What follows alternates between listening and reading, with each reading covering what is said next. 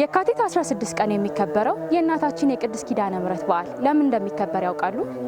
ኪዳነ ምሕረት ማለት የምህረት መሐላ ማለት ነው።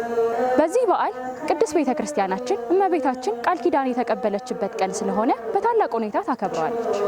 እመቤታችን ቅድስት ድንግል ማርያም በዚህች ዕለት ማለትም የካቲት 16 ቀን ልጄ ወዳጄ ሆይ ከስጋዬ ስጋ ከነፍሴ ነፍስ ነስተ ፍጹም ሰው በመሆነ 9 ወር ከ5 ቀን ስለተሸከመችው ማህፀኔ ከሀገር ሀገር ካንተ ጋር ስለመሰደዴ መናይን ተቀበለኝ ዘንድ እለምንሃለሁ አለችው። ጌታችንም ከአላፋት መላእክቶቹ ጋር መጥቶ እናቴ ሆይ ሰላም ላንቺ ይሁን፣ ምን እንዳደርግልሽ ስለምኘኛለሽ አላት። እርሷም መታሰቢያን ያደረገውን ስለ ስሜ ለተቸገሩት የራራውን ስለ ስሜ ቤተክርስቲያንን ያነጻውን መባ የሰጠውን በሃይማኖት በፍቅር ጽናት ልጁን በስሜ የሰየመውን ማርልኝ፣ ከሞተ ስጋ ከሞተ ነፍስ አድንልኝ አለች። ጌታችን ይህን ሁሉም ማደርግልሽ በራሴ በአባቴና በሕያው መንፈሴ እምልልሻለሁ ብሎ ቃል ኪዳን ገብቶላት አድርጓል።